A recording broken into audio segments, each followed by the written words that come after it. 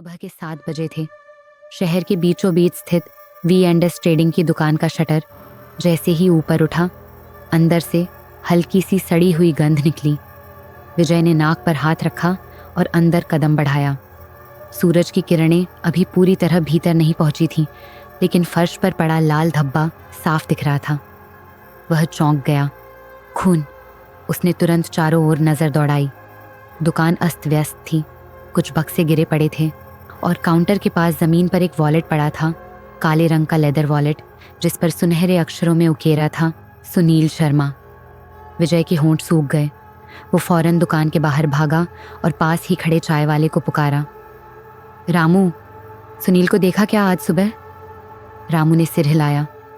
नहीं साहब, कल रात तो आप दोनों को साथ जाते देखा था। फिर तो दुकान बंद हो गई। विजय के दिल की धड़कनें तेज हो गईं। उसने कांपते हाथों से पुलिस को कॉल किया।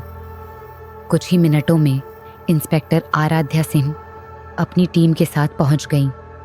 फॉरेंसिक यूनिट को बुलाया गया। उन्होंने फर्श से सैंपल उठाए और दुकान की CCTV फुटेज निकाली गई।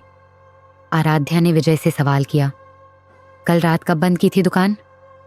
करीब 9:30 बजे सर। मैं और सुनील दोनों साथ निकले थे। उसने कहा था कि उसे घर जाना है। वो घर पहुंचा? विजय ने सिर हिलाया।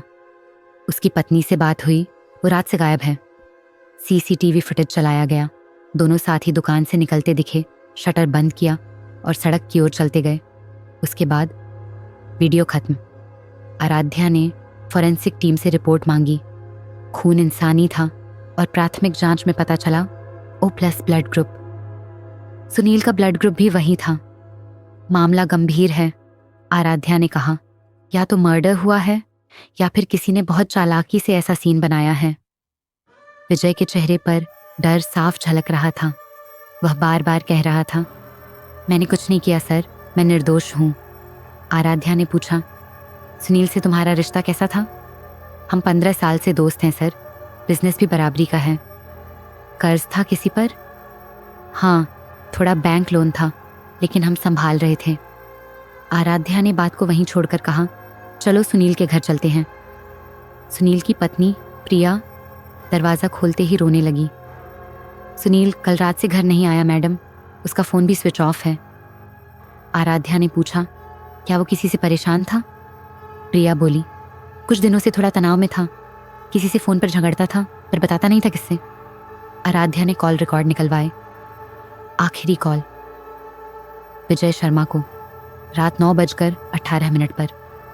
अब शक की सुई सीधे विजय पर जा रही थी। इसी बीच फॉरेंसिक रिपोर्ट आई। खून में मिले सूक्ष्म धातु के कण दिखा रहे थे कि झगड़ा किसी लोहे की वस्तु से हुआ था, शायद दुकान के भीतर ही। यानी मर्डर यहीं हुआ है, आराध्या ने धीमे स्वर में कहा, और बॉडी को हटाया गया है। अगले दिन सुबह नदी किनारे से एक पुराना बैग बरामद हुआ। अंदर सुनील का फ़ोन, घड़ी और शर्ट का फटा टुकड़ा था, लेकिन बॉडी अब भी नहीं मिली। विजय को हिरासत में लिया गया। पूछताछ शुरू हुई। तुमने सुनील को मारा? नहीं सर, मैं कसम खाकर कहता हूँ, मैंने कुछ नहीं किया। तो वो गया कहाँ? मुझे नहीं पता सर, वो खुद कुछ प्लान कर रहा था, किसी डील के बारे में बात कर रहा था। आराध्या ने कहा, कौन सी डील? कहता था कि हमें किसी विदेशी क्लाइंट से बड़ी डील मिलने वाली है, लेकिन वो पैसे सीधे अपने अकाउंट में लेना चाहता था। मैंने मना किया तो बहस हुई थी, बस। अब कहानी में एक नई दिशा मिली। पुलिस ने सुनील के बैंक ट्रांजैक्शन निकाले और पता चला कि 3 दिन पहले ही उसने 15 लाख रुपये एक नए अकाउंट में ट्रांसफ़र किए थे, जो किसी SK एजेंसीज के नाम पर था। जब टीम ने उस एजेंसी का पता निकाला तो वो एक फर्जी कंपनी निकली। अकाउंट का असली मालिक कोई नहीं, सब दस्तावेज नकली थे। आराध्या ने माथा ठोंका तो सुनील खुद कोई बड़ा घोटाला कर रहा था। उसी शाम एक चौंकाने वाली खबर आई। शहर के बाहरी इलाके में एक जली हुई कार मिली। रजिस्ट्रेशन सुनील के नाम पर था। अंदर एक अधजला मोबाइल और कुछ राख जैसे अवशेष मिले। DNA टेस्ट के लिए सैंपल भेजे गए। नतीजे में जो निकला उसने सबको चौंका दिया। कार में जली बॉडी सुनील की नहीं थी। आराध्या अब समझ गई कि सुनील ने खुद अपनी मौत का नाटक रचा है। उसने खून गिराया, वॉलेट छोड़ा और कार जलाई ताकि पुलिस को लगे कि वो मारा गया है। वो भागा नहीं, आराध्या बोली। वो छिपा है पैसों के साथ। 3 दिन बाद विजय के मोबाइल पर एक अनजान नंबर से कॉल आया। आवाज आई, विजय दुकान मत बेचना, सब ठीक हो जाएगा। विजय सन्न रह गया। ये सुनील की आवाज़ थी। उसने तुरंत पुलिस को सूचित किया।